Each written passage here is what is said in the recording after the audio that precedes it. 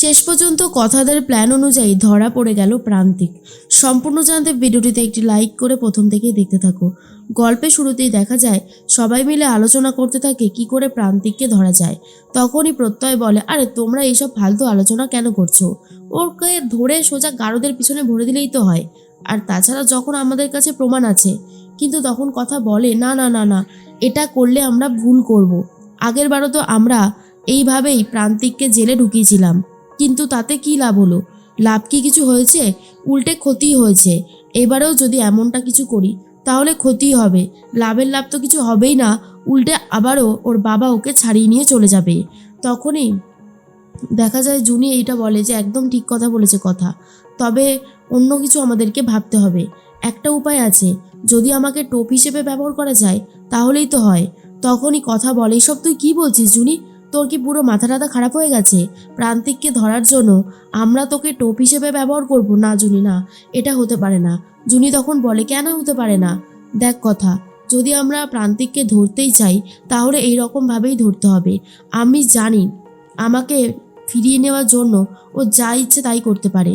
কার্তিককে দিয়ে এই খবরটা রটিয়ে দিতে হবে যে আমি বাড়িতে একা আছি, আর সেই সময় যেন ও এসে আমাকে নিয়ে যায়, আর তাহলেই ও আসবে। তখনই আক্কি বলে, এইসব আপনি কি বলছেন? না না, এটা হতে পারে না। কথাও তখন বলে যে না, হতে পারে না। জুনি বলে, দেখ কথা, যদি ধরতে হয় প্রান্তিককে, এটা ছাড়া আর সত্যি কোনো উপায় থাকবে না। আমরা যদি সবাই মিলে সতর্ক হয়ে থাকি তাহলেই তো ওকে ধরা যেতে পারে। আমরাই বা এত ভয় পাচ্ছি কেন? তখনই ঋতু বলে, কিন্তু এটা তো অনেক বেশি রিস্ক হয়ে যাবে। ও সামনে আসলে আবার যদি কারোর ক্ষতি করে দেয় তখন? প্রত্যয় বলে, তা তো ঠিকই, তবে আমাকে আরও বেশি করে পুলিশ ফোর্স নিয়ে রেডি থাকতে হবে। এর মধ্যেই তখনই জুনি বলে, তাহলে অগ্নিদা, তুমি কিছু বলছো না কেন? অগ্নি তখন বলে, না না, আমার কিছু বলার নেই। এই গোবর দেবীর আইডিয়াগুলো এত বাজে, সে আমি আর কি বলবো আর না বলবো, আমার কথা কি তাতে শোনা হবে? আমার তো কোনোভাবেই মনে হয় না। কথা তখন বলে, কেন শোনা হবে না? আরে আপনি বলুন না, এই আইডিয়াটি কি খারাপ পাচক মশাই? তখনই অগ্নি বলে, আমি জানি না, আমি সত্যি কিছু জানি না, এসবের মধ্যে আমি নেই। আর তখনই প্রত্যয় বলে, চাহ, তাহলে কি করে হবে? বিগ্রহ তো থাকবে না বলছে। এরপর আক্কি, প্রত্যয় আর দেখা যায় যে অগ্নি, তিনজন মিলে কথা বলতে থাকে নিজেদের মধ্যে।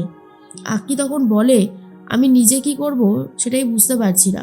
প্রত্যয় বলে, দেখ কথা, যে আইডিয়াটা দিয়েছে সেটা কিন্তু খারাপ না, আফটার অল বৌদি বলে কথা। তখনই অগ্নি রেগে যায় আর বলে, এই শোন শোন, আমি কিন্তু এখনও কথাকে নিজের স্ত্রীর সম্মান দেইনি, ঠিক আছে? তুই বৌদি বলছিস কেন?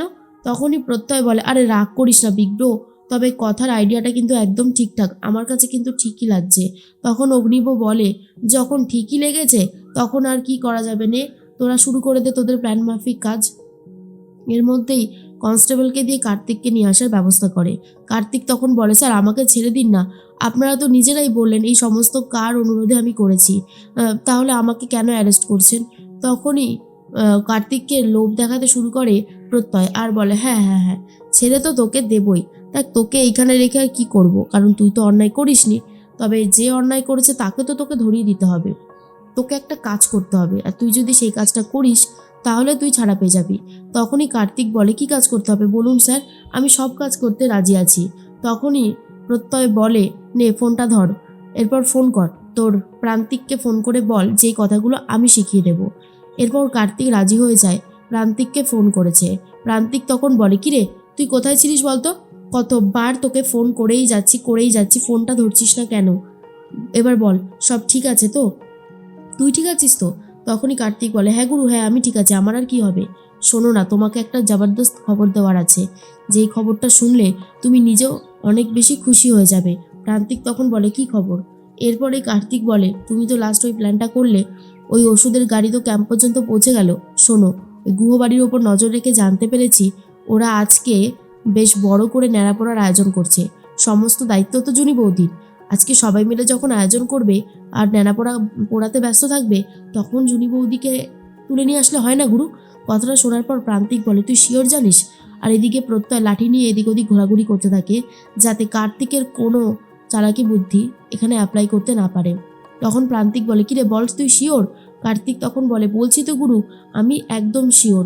প্রান্তিক তখন বলে, ঠিক আছে, তাহলে আমি আজকে যাব কটার সময়?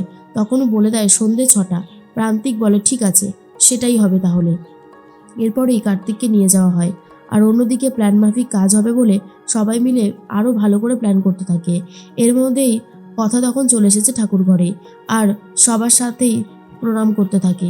তখনই কর্তা দিদা বলে, আজকে শুনলাম বাড়িতে নাকি ন্যাড়াপোড়ার আয়োজন হয়েছে। তখনই কথা বলে, হ্যাঁ কর্তা দিদা, আমরা সবাই মিলে একটা আয়োজন করেছি। সামনেই তো কালকেই তো হোলি, তা হোলির আগের দিন তো ন্যাড়াপোড়া পোড়াতেই হয়। বুড়ির ঘর যদি নাই পোড়াই তাহলে কি করে হবে বলো তো?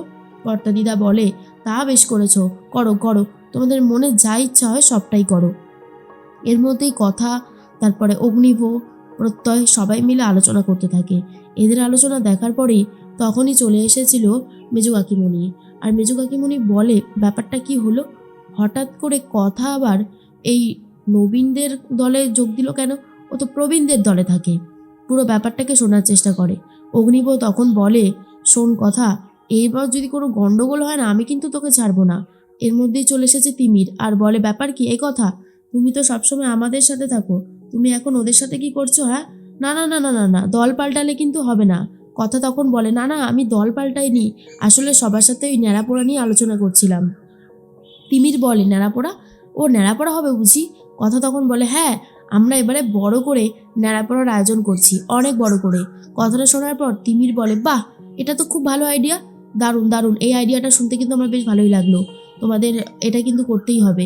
এর মধ্যেই তখনই প্রত্যয় বলে, আরে হ্যাঁ, সমস্ত কিছুর ব্যবস্থা করা হয়ে গেছে, কোনো চিন্তা করতে না। এর মধ্যেই চিত্রা তখন বলে, কেমন যেন আমার সন্দেহ হচ্ছে, মনে হচ্ছে এই সব কিছুর পেছনে কথার একটা অন্য কোনো আইডিয়া রয়েছে।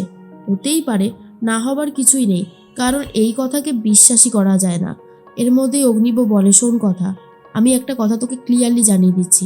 তুই আমাকে ওই সব ব্ল্যাকমেল ট্যাকমেল করে দিব্যি দিয়েছিলিস যে আমি যাতে প্রান্তিকের গায়ে হাত না তুলি।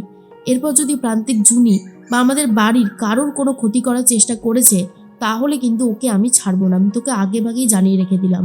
এরপর এই কথা মনে মনে বলে, না না, পাচক মশাইয়ের মাথা ঠান্ডা করাটা দরকার। পাচক মশাই শুধু শুধু এত রেগে যায় না মাঝে মধ্যে, সে আর বলার কথা না। তবে আমাকেও মাথা ঠান্ডা রাখতে হবে, যেমন আইডিয়া করা হয়েছে ঠিক তেমনটাই যেন হয়। মহানন্দী, তুমি আমার পাশে থেকো। সন্ধ্যে 6টা বেজে গেছে। সবাই মিলে কোনায় গিয়ে অপেক্ষা করতে থাকে কখন আসবে প্রান্তিক, কারণ প্রান্তিকের আসাটা দরকার। আর এর মধ্যে জুনিকে শাড়ি পরিয়ে রেডি করে রাখা হয়েছে, আর অন্যদিকে প্রান্তিক চলেও এসেছে। এটা দেখার পর তখনই কথা বলে, ওই তো ওই তো প্রান্তিক চলে এসেছে। প্রান্তিক জুনিকে দেখে বলে, এই তো জুনি, একবার তোমাকে আমার বাড়িতে নিয়ে যাই, তারপর তুমি আর আমি একসাথে হোলি খেলবো। আমার বাবার কাছে আমি অনেক বেশি পরিমাণে মাথা নিচু করে ফেলেছি, আর সেটা করা যাবে না। আমার বন্ধুদের সামনে তুমি আমাকে নিয়ে খিল্লি করেছিলে না, এবার সব কিছুর বদলা নেওয়ার সময় এসে গেছে। জুনির দিকে যত এগোতে থাকে প্রান্তিক, আর কথারাও সবাই মিলে প্রান্তিকের ওপর ঝাঁপিয়ে পড়ার চেষ্টা করে।